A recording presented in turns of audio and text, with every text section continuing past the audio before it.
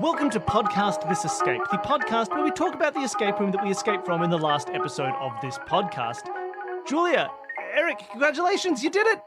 We did it! You see, you may have gotten yourself into something worse, but you still did it. Our mom got us into something worse. Dear. I think we're okay. Yeah. This is why you don't use your Nepo connections that much. You never know where they'll take you. Mm-hmm. Yeah, true. Wow, good to talk. The fun part. I'm just going to be trying to do things in 3-4-2-4 for the rest of this episode. Did well. I'm going to fail. So well. Yeah, no one noticed, even though I squeezed my brain to do that. Listen, all I gotta say is, I don't even remember what I said with the egg. I wish I had. Something about like egg. Give Egg, it here. give to here, I believe Give it was. to here. Yeah. Here's here? a good alternative I've got. What about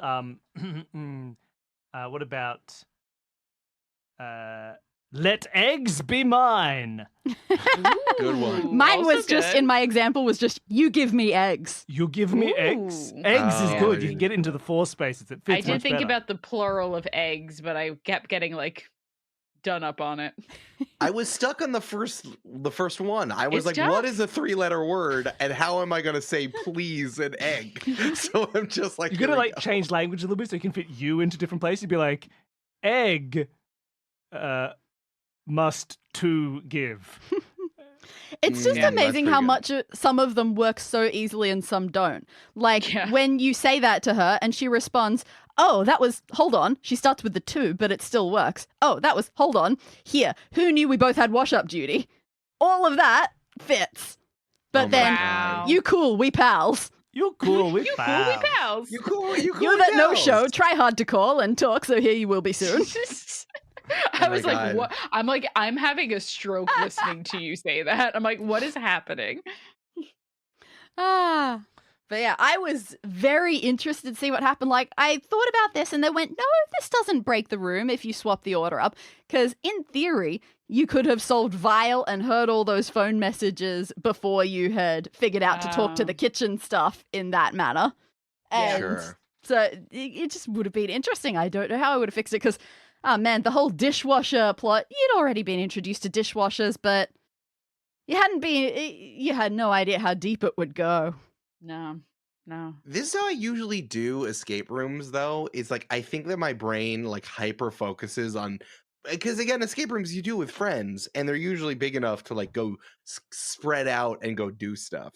So it's like my brain hyper focused on the dishwasher thing, and I'm like, Julia, you figure out these names. I don't know. You do times. I don't know. Mm. So that was like the whole dishwasher thing felt like my side quest. I'd say. Excellent. Yeah. The time pies really did like wrinkle my brain in a very satisfying way. I was like just gonna sit there for the rest of the thing being like, and that one goes to that one. And I clearly didn't need to do all of them, but I was like, and that one goes to that one, and that one goes to that one. And you certainly got that it was going to be the times very quickly and to put a connection Yes. between them. Billy, in the playtest, you saw that they looked like times and then you did not connect it to the times in the reservation book at all. No, not at all. Mm. I also probably wouldn't have if Eric hadn't pointed out how weird the times were when we first looked at the reservation book. So I think that Yeah. helped me in a lot of ways. You're like, yeah, who makes an appointment for like 12:55? That's wild. That's a wild time to have a reservation for. And then not show up, Tom Selleck. Tom Rude. Selleck. Oh, can we talk about the names of the guests on the Absolutely. reservation list?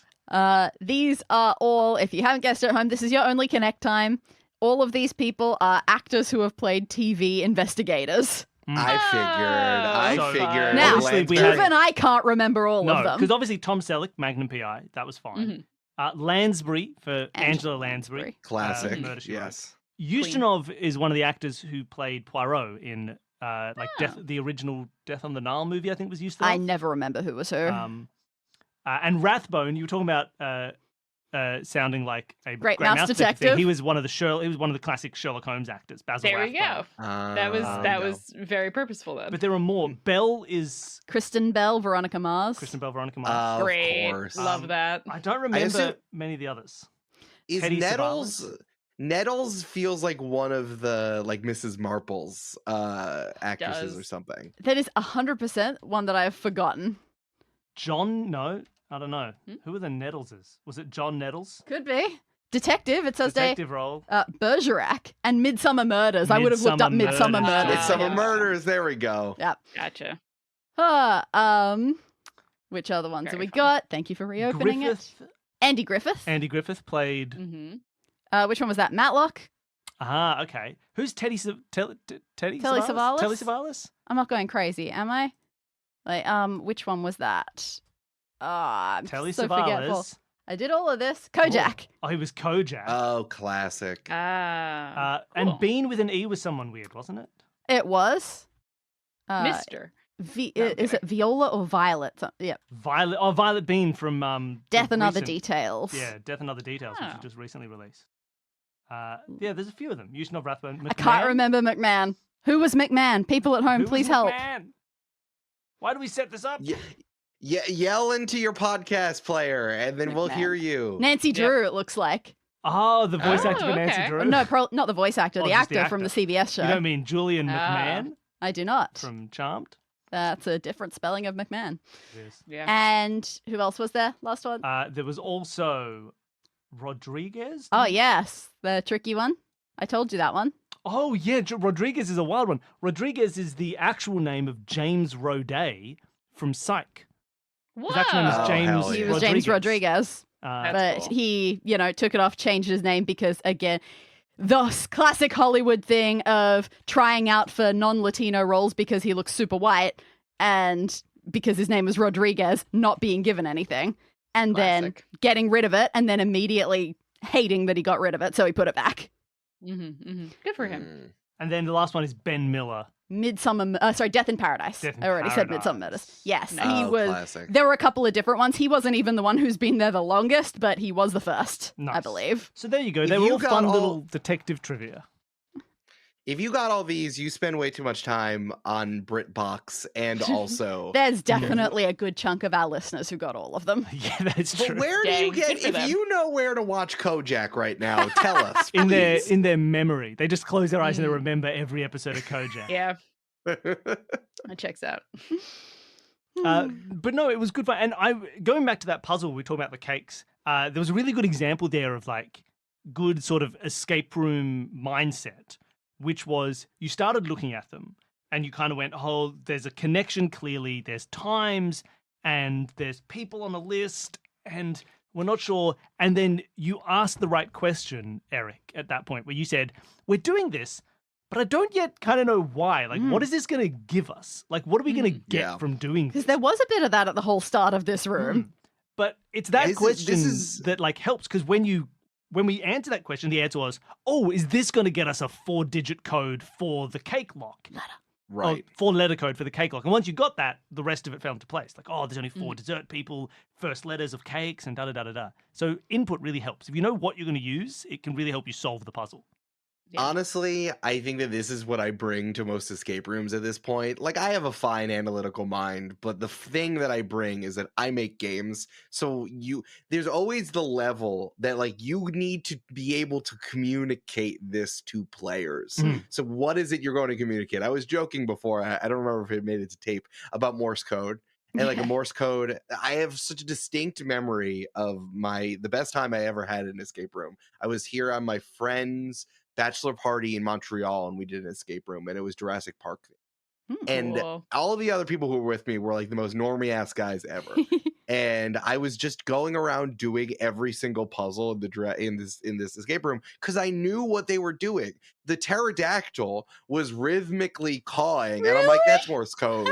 And my brother who was there was like, "How do you know that?" I'm like, "Of course it's Morse code. Look for a code book," and it was there. On And the then that's the other Ah. thing. Some people go, it's Morse code. Oh my gosh, I don't know Morse code. Does anyone know? And it's like, don't worry about it. If you found It's Morse gotta be code in the somewhere. room, you ignore it until you find somewhere a way to decode Morse code. You don't even have to think Yeah. about that Morse code. Just walk around until someone tells you, here's how you solve Morse code. One of the things worry we about it. did recently on our Patreon, we do react videos to escape rooms and sitcoms and things like that. And we judge them about how realistic they feel and how good they feel as escape rooms. Very few are any good. The most recent one had a moment right at the start where the game master said, all right, I'm going to have to collect your phones so that you don't look up the answers, to which we Yeah, immediately went, exactly. oh, that's not how escape rooms work. It's not about Googleable knowledge. That It's not trivia, the escape room. Exactly. Like, that's not a thing. And oh boy, was it in that room. Yeah, it was. Yeah. It was I not very good. right before our honeymoon, I set up a little game for Amanda because again, she's not very a games person. She gets very stressed out when she has to do games. So I set up this thing where I hid rubber frogs throughout the office in an apartment. But then there was the Cool Frog DLC because some of the frogs came with sunglasses. So I'm like, oh, these are the cool frogs. So I made symbols on the bottom of them that she had to activate by putting one of the frogs up on our whiteboard. There was like an outline of one, so she had to put it there. And then each one of these cool frogs had a challenge. So a lot of them were just like little like an image or a little riddle or something. So for example, there was one that was like about how it's like you have to do this precisely for 110 and a half seconds, but you'll enjoy it more than that. And she's like, I didn't think I could Google that. I'm like, no, you can Google it. I don't care. Like, it's not about figuring out the riddle. You're going to have to go do an action. That was the whole thing. And that one was the amount of time I pulled it. I don't have the exact number, but that's how long you're supposed to properly pour a Guinness. Is that amount of time. Okay. That's fun. 98 and a half seconds. So I figured she could look up the number 98 and a half seconds and then go out and drink a Guinness. And then what she had to do was take a photo of her doing these things. So it's like, if you want it doesn't matter if they can Google something. That's not going to be the fun part of the game. Ideally. It's like, Yeah, you ideally want it to be because if it's like just here's a riddle and you can just Google the answer to the riddle, it's like, oh, then that means you found it on riddles.com. Like, it's Right. not going to be a fun or interesting sort of riddle. Like, you should the ideal is you want to make something so that if people are Googling it, it's not going to help. It's not going to solve it for them. It's just going to be helpful and therefore possibly necessary or possibly not. Like, understanding that people have that capacity when you're designing something is a good thing to think about. You just got to remember, like, all of the verbs you're doing have to lead to fun and don't lead to something getting broken, especially in an escape room. It's like all games have rules. You just got to play by the rules and then it'll lead you towards the thing. Yeah. And we definitely have the advantage in the ones that we do because the game master is here talking you through it. I can say no. I can panic and change something if desperately needed. And so I can work with that. But a real escape room, typically things have to be clearer. They have to be more set in stone than anything here, less variation, because they're not in the room with you, controlling you and directing you in those ways. So in many ways, a physical escape room will be easier than what you have just done. Julia, go do them. I will. Bloody I escape want room, to. Julia. Do it. Do we need to come over there? Yes. Julia, you know what you should do? Is just go on Steam and buy some of the old humongous point and click games. Just go do Putt Putt Saves the Zoo and you'll get your brain itched. So one of the weeks that you and Amanda weren't available for Side Quest, which is like our Twitch stream that we do every Thursday, Brandon and I played a bunch of like point and click escape room kind of things. And I was very good at them. Oh, yeah. And it also reminds me of the puzzles in Call of the Sea, which I don't know if you guys played that. We've but played like Call of the Sea. wonderful game. But like you need to find all of the clues to figure out those puzzles. You cannot kind of like brute force your way through any of them. And I really enjoyed that. So I imagine I would like an in-person escape room. I just haven't been to You one would yet. feel comfortable. You should do the final set where you get ones that aren't just using escape room principles, but are explicitly meant to be escape room like. So you should get like Escape Simulator. Escape or Academy. Escape Academy was spot on for Escape Academy is cool. People who made those are like the people who made Escape Academy are really neat. Yeah, well, a couple of at the start of this season, we had one of the co-creators of Escape Academy on, and he was great. It was lovely in person. Oh yeah, and it was great. We really loved playing. Other than the fact that we spent the whole time being like, "What the hell's an anti-escape scientist? That's nonsense." But it was they're really fun. Were and those are sort of the nice. same thing. They're the same. They're not really far removed from doing any other sort of video game puzzle game like playing through Call of the Sea or anything like that, but they're more explicitly this will mirror the shape and the structure of escape rooms. Sure. And they really did. They felt authentic. They really capture that feeling. You could tell as it a was video made by game. people who knew escape rooms and weren't just doing their best guess like all the sitcoms do. Yeah. So yeah, there's some great stuff online, or just just play more of these games. Just run them for download all the Dani's notes. But again, these ones are very much set for this medium, so they don't totally reflect a real escape room experience. Great. They feel I don't different. know. I think it feels real to me.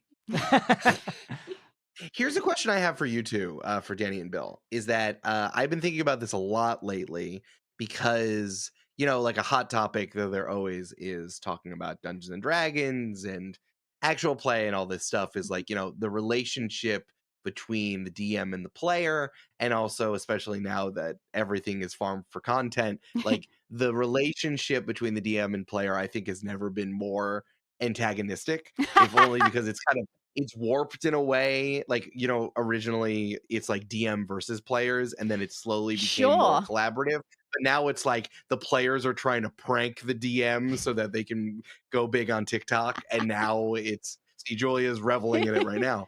And now it's like and that's like calcified more so in how we make content. Has making escape rooms changed your perception of just like doing games and playing games in general? Do you get in your head, do you, like I do, like I was just describing, do you get in your head and put yourselves too much in the person who made the game that you can't enjoy it as much anymore? Definitely, it hasn't impacted my enjoyment of games whatsoever. There are very rare occasions, like if you see something, how do I want to articulate this? When you're game mastering things like this, when it comes to puzzles, you want them to be challenging, but in the end, for it to be a good puzzle, it has to get solved. It has to be solvable. Otherwise, you, the creator, have failed. And a lot of people in the escape room space, a lot of the designers, a lot of the creators, you have to have that mindset. Otherwise, the room is going to be bad. Because as we say all the time, it's very easy to create a hard puzzle it's a bad puzzle. If you make a puzzle bad, it becomes hard. Like, that's the easy way to make things difficult. So in general, you end up finding the game masters that you trust, because they are on your side. It might be hard, but that's just because they want you to feel extra happy at the end. But that they're always on your side. And antagonism is only ever playful bullying antagonism with the GMs. But I think there's also a case that is always it's fundamentally true in escape rooms, which is you need for players to be able to be wrong, right? Because otherwise there's no value in being correct. Sure. So in an escape room, you can't just say, maybe this is the solution to the puzzle, and we go, oh yes, it is. Okay, that is the solution to the puzzle. Let's go with that. Let's roll with it. Let's work, right? These rooms only have value because when you say, oh, is this the answer? We will say, no, you haven't figured out the puzzle yet. You have to work and try and find out the puzzle. And I think partly I have more and more an appreciation for that, especially when I play RPGs and things. I never feel good if I suggest something and then I can see the game. I can see in their head that the game master's going, well, that isn't the solution, but it does sound fun, so I'm just going to give it to you and we can move on because this is like a Twitch stream or this is a show and we got to keep the pace going. And I'm always like, no, I didn't do it. Let me fail, so I can then succeed. No, but it's still okay. Yeah, if everything I do is always a success, then I'm not doing anything. I want you to sometimes be like, nah, that's wrong and you've done it incorrectly. You missed something. Go back and figure it out. That's not what the guard was saying. The guard, you misinterpreted that. And that's a thing that I more and more appreciate. I really like it when a game master in a game I'm playing will just be like, that doesn't work. It doesn't matter. That is the wrong solution. And it's not, I'm not running with it. I'm here to give you, I'm here to set the boundaries, right? Here, you're having fun, but I'm here to be like, that is fun, but wrong. I reckon you can come up with something that does work. And then you go, oh, okay, let me try and figure it out. Let me puzzle my way through this a bit. In general, if you can create some element of trust that everyone is working towards mutual goal in the end, then my enjoyment of all of the games is still very much there. True. Well, here's my follow-up question. Because when I say games, I mean all games. Do you feel this way playing board games? Do you feel this way going to the carnival?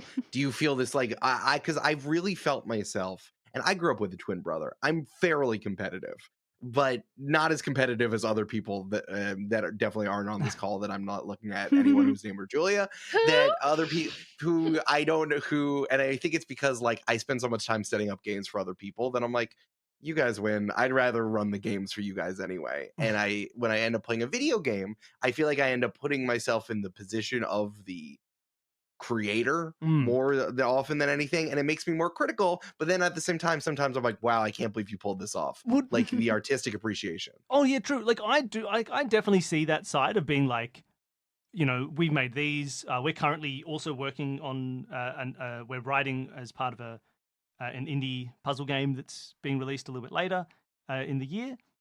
Sweet. We're doing the sequel to Case of the Golden Idol. Oh, really? Yeah. Hell yeah. Yeah, That's it's so cool. very exciting. And so, like, you know, That's from a sick. game development perspective, yeah, I think like when we go to escape rooms, when we play video games, when we do stuff, I do often kind of picture it from the creator's perspective, but I always enjoy it more. I love solving something and then like being able to like almost kind of think to myself, oh, I see what you did there. Oh, okay, you're trying this thing. All right, that's cool. Well, and so I usually get a lot of appreciation from that. I quite like it. It is a very rare case that I'm playing something where I will go, how did you allow this? What was going through your mind when this happened? But as you're saying before, it also can help a lot. Like the more you kind of done that, like it helps understand how the game's going to work so that you can solve it and be like, no, they wouldn't expect this and they wouldn't expect that. You like, know that's there not how will be a puzzle code creation book. works. I'm going to wait till they do this thing and that'll be the thing that lets me solve it. And like it also makes you better at games often because you can be like, no, the person making this or she expects me to do this or they expect me to do this and be like, I'm going to wait. I'm going to find these things. Yeah, like just going, again, another room in LA, there was one point where we had some buttons that played faint musical notes, and one of the people in the group suggested that maybe they wanted us to recreate the ambient background noise of the room, which, as far as music goes, was definitely too complex for the average person. And so we were able to just go, no, we know they're not going to require that. Yeah, that's not part of the game. If they want you to play music in an escape room, it is Twinkle Twinkle Little Star at the hardest, and they will play it for you first. So yeah, you can, again, the more you know, the more you can figure out where trust deserves to be. But yeah, but I know, I also like that. I feel like I'm having a conversation with the creator of a game. When you know more about it, you're just like, cool, you know? I see where you're I enjoy it. That said, you mentioned carnival games. I mean, there are also some situations where you know you have to go in with a lack of trust. That's also true. Sometimes you play a game, you're like, oh, this one's going to be bad. Especially if you've done like one puzzle and you go, oh, I see how that puzzle worked. It worked in a bad way. So every future puzzle, I'm going to think, okay, this might also be a bad puzzle. How would this be bad? Maybe I just have to do this. Maybe it does expect me to just try 8 combinations and see which one works. I guess I will, you know? It is the thing that you're saying is like, I would much rather like psychoanalyze a piece of art than try to like on the fly psychoanalyze a dungeon master and make them do what I want, because it's like, well, really, you're going to tell me I'm wrong in front of my friends? Really? Really gonna do that? So that's very fair. But yeah, no, I've been thinking about that a lot. I keep getting served like these video clips of this one guy who's always like wearing a beanie, who always just like acts out the worst like DM versus player memes I've ever seen. And I'm like, he has like kajillions of followers on TikTok. And I'm like, I hate you. And I hate that you keep throwing the thing that I dislike the most. Just like, oh, what if I had a big duck monster? I'm like, I hate you. I hate you. I hate that you are exemplifying this. But Eric, what if Big Duck? I'm too busy making intricate puzzles, Julia. I can't make a Big Duck. Big Duck. It's also one of those things. It's really funny, like with RPGs. Like Dani and I have been playing tabletop role-playing games for a long time. Like I've been playing tabletop role-playing games since I was so many years, like 14, right? So a long time. Yeah. And it's really funny that there's a certain thing with tabletop role-playing games that isn't about like the age of the participants. It is purely about how many times they've played. Because everybody, you start a game now with like a bunch of 35-year-olds and they will act exactly the same as the 14-year-olds did for their first session, because they're all like a little bit uncomfortable being in a role, and they're kind of being silly, and they're like, let me try and do this thing. And you're just like, great, you know, I've seen all this before. I get it. We're getting through that phase of like, oh, I don't know, I'm going to roll this thing and say, oh, can we throw them in the fire? Everybody throws them in the fire. It's fine. Like, we've got to get this out of our system so we can start to kind of play mature as with players, each other, right? And talking to, like, where you can do a thing and realize you're not trying to, like, beat the game master. You're not trying to trick them and ruin their story. Like, It's fine. Everyone starts the campaign with a bunch of people who are then like, maybe I don't answer the call to adventure. You're like, that's cool. That's fine. All right. Let's move on. Like, I'm here because I have a call to adventure for you. It's not like, I get it. You're like, want to be like, ooh, I don't do it. Ha ha ha. It's like, cool. Yeah, that's fine. We'll get it out Have of our fun in system and Pallet move Town, on. you know? Like, okay. Yeah. Yeah, right. And it's one of those things where I'm like, going to use that phrase a lot more in life, I think. Have fun in Have Pallet fun in Town. Pallet Town. but also I think it's one of those things that so often, like, the solution to a lot of these things is players and DMs need to literally talk to each other. We go like, hey, I'm going to do it this way. Like, I'm going to try and make a fun thing. If you guys can just like engage with that, move forward, like, it'll be cool. I'm not against you. I'm going to throw these things out. But yeah, you're right. Sometimes there is this growing trend of like, isn't it fun to break the game? And until the game master goes like, whoa, it's like almost a mix of D&D and like speed running communities where people love to be able to like, you want to like, you know, get Mario to backwards long jump up the stairs to the top of the castle and be like, haha, I broke it. Isn't this fun? It's like, I can do that to people. I can do it to the game master. I'll break his game. And like, what if I just killed the big bad right now by just clipping through this tower into the top floor? Yeah. All right, I guess. It's like, then I'm gonna shoot you in the head. Yeah. That's what I'm going to do. Dear- Like, you know, I control this, right? As a player, because I'm not the game master in any situation, but as a player, my goal is never to break my DM or GM's game. I'm a shenanigans player, which is like, how can I use what I have access to in the most interesting way to achieve the thing that I'm trying to That's achieve? great. Not like, let me break your game, Eric, because I hate you, because you're all the bad guys. No, I have fun playing in the space with you. And sometimes I have a wild idea and you can either say yes or no as the DM. Yeah. And that's also becomes, I think, like partly like you kind of learn how that works, because sometimes people throw out a silly idea and sometimes a game master will feel compelled to be like, oh no, I have to reward the silly, like I have to be like, I guess that does work. I've been told to always say yes. Yeah, because Right. there's like, they don't have. That's what I'm talking Yeah, about. and it's like, and also the key, the word shenanigans, Julia, you've gotten that from somewhere else. I don't That know is where like I got it from. that is a key phrase used for, I'm going to do something silly, and if we're having fun, you better let me do it. Now, obviously, not what we do on our professional podcast that we run, that we do this, but it's like it's the coding of the thing that Bill has just said, that like, we're having fun, so we better keep letting me do the fun. yeah, Right, and so, but I and it's never just- like do a thing expecting you to let me get away with it. No, you know not what I you mean? specifically. No, No, and no. then like, and so yeah, like that's the line that, like, because I've done that before as a player. I like that, especially like I grew up playing MERP as a system, which Oh, yeah. had a lot of spells, but very few that had like reasonable function. They'd be like, you can make dirt slightly dirtier, and you're like, all right, cool, I guess that's my spell. So And, you like, had to be interesting in and the way these spells so made for sense. me, like a lot of that gameplay was that feeling of like, okay, hold on, I can do this and I can do this, and like I have these magical things that do these what seemingly benign things.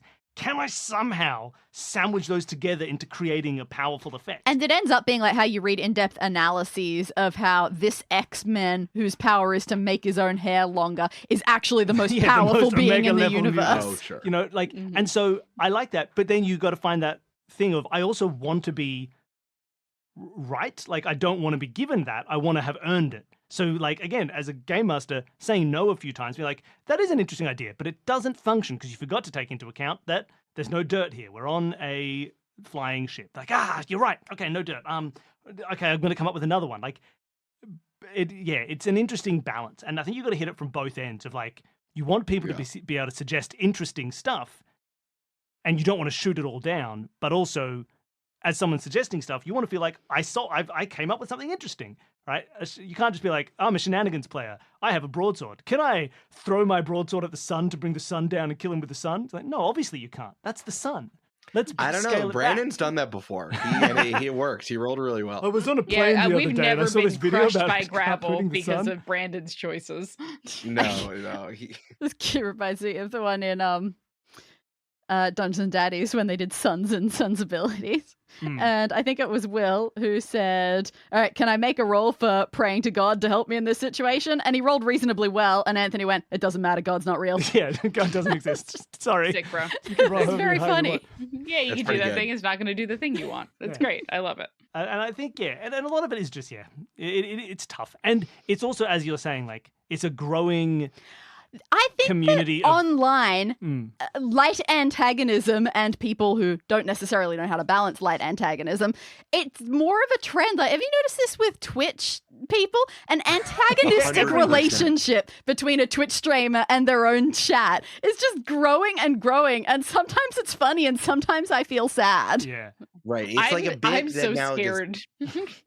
it's a bit that turns into content, and then like the when it seeps into the literal people talking to each other of you at a table with others, it's like, hold on a second. Yeah, like you've allowed this to poison your life. I'm not contractually obligated to let Allie Beardsley do whatever they want. You know what I mean? Like Yeah.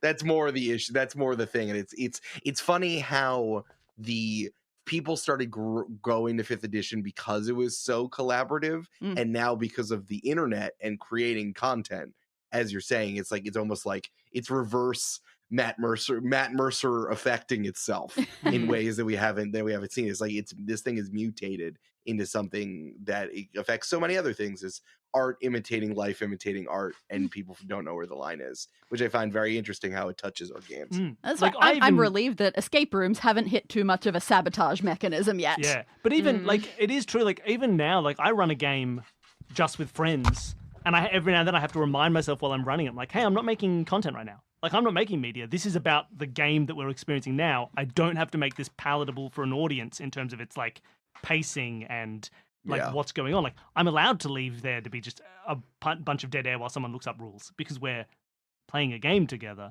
I'm not. This is not currently media, and I have to like remind myself sometimes like this should feel different. Like it's everything you do isn't a YouTube short. Like it's you know, you can just like chill. It's an interesting. It is an And interesting. sometimes kind of just go with the group. If you're playing with a bunch of new players who are still new enough that they're in their complete murder hobo phase, all right, let's lean into it. world. Yeah, true. But yeah, and it's right. Similar to like the fact that like Julia, like your escape room experience is this podcast, and for a lot of people, their tabletop role playing experience is Critical Role. Like that's the start and the end of their experience. Like that is their entire definition of role playing games. And so when they play them or when they watch others, like that's what the experience is. It is like in its entirety that. Like they didn't play them before and then see it reflected in the media. It is just, it only exists in media, so they then reflect that into how they play. They make it match the TV show rather than the other way around. 100%. And and I'm sure some people do that now. Like we have a lot of listeners and a lot of guests who are just like, I've never done an escape room, don't know them, like I've heard of it, but I've listened to 70 episodes of your show. That's my escape room understanding. You're like, cool, it's different. It's similar. Yeah. It's similar, but you know, it is different. Like if you go and do one and you expect it to be exactly like this show, you might, hey, maybe you won't get out. Like sometimes we record for 2 hours. Your room's 60 minutes long. You might just fail. Like it's a different thing. It's interesting. I do like doing this podcast because it reminds me that sometimes when you're doing theater of the mind and describing things, but even when you're doing a point and click adventure or making an escape room, sometimes you need to make it clear that you have to touch the book that is filled in, you know, like in Scooby-Doo, when you're looking at a panel, that you're looking at a bookcase and one book is going to get touched. Only one by is actually Velma. drawn, yeah. It's like, it is what it is. You're just going to have, sometimes, as much as you try to disguise it in a list, if you say the cool thing in the middle of the list, they're going to touch the cool thing. Like, what are you going to do? Yeah. And like, that's why it sounds cool. So people will touch it. Like, you know, it's A lot of physical escape rooms, like some of them do that really well, and some of them mess up that balance. So the coolest thing in their room is the thing that's just set dressing that you don't actually end up interacting with, and you end up feeling weird for the whole room because of that. Yeah, they're like, there's probably a piano. And you're like, I have to play the piano. It's like, no, you can't play this piano. It just looked good. Like, but it's a piano in the middle of my room, and I'm not going to play it. No, Well, I mentioned it then. Cool. I know. Then they look under the piano and there's a sign that says, "Don't touch the piano." Yeah, and please you're do like, not "Come play on." the piano. And then you go, wait, this sign is in a slightly different font than the other sign. Does that mean this one isn't real and it's part of the game? Like a character didn't want me to touch the piano and I should touch the piano? Also, again, in this room that we reacted to this season, this month, as our Patreon content, there was an element of the room that was a significant physical feature of the room that literally had signs pointing to it. And then after they interacted with it, the GM said, oh no, that wasn't supposed to happen. That was just decoration. You weren't supposed to touch it. Oh, you idiot. Oh, yeah. yeesh. TV escape rooms. Yeesh. I would like a more active DM, active game master when I'm doing an escape room, because There are then you end up some. doing that. And they're like, and they only tell you after like 15 minutes, be like, that's not it. It's like, stop Yeah, touching please- that. That's please not don't it. do it. It's like, well, now then that's on you. Like, that's not me. I thought your cool thing was cool. If you ever Should've told come me to 15 minutes Sydney, ago. the best thing you can do is go to Next Level Escapes. Fantastic place, incredibly active GMs. Again, sometimes, depending on the room, in that mild antagonism way, but they temper it. They can read you very well, so they know exactly how much to be helpful, how much to be teasing, and that sort of thing. But they are paying attention the whole time. They will commentate, react to what you are doing the whole time. Love that. So they are there. They are your partners. That's cool. I love that. It's a wonderful experience. Yeah, but it is a benefit of this format that we do, that the game master can be there, be like, maybe not, maybe wait, maybe leave that one and move on. Should I just go full antagonist for the next episode? Yeah, next episode just be like, oh, nice one, idiots. We'll well, that's your role normally. Didn't you do and that I'll today? be really nice. Yeah, I did, Yeah. but only when it's comedically appropriate. Only briefly. All right, well.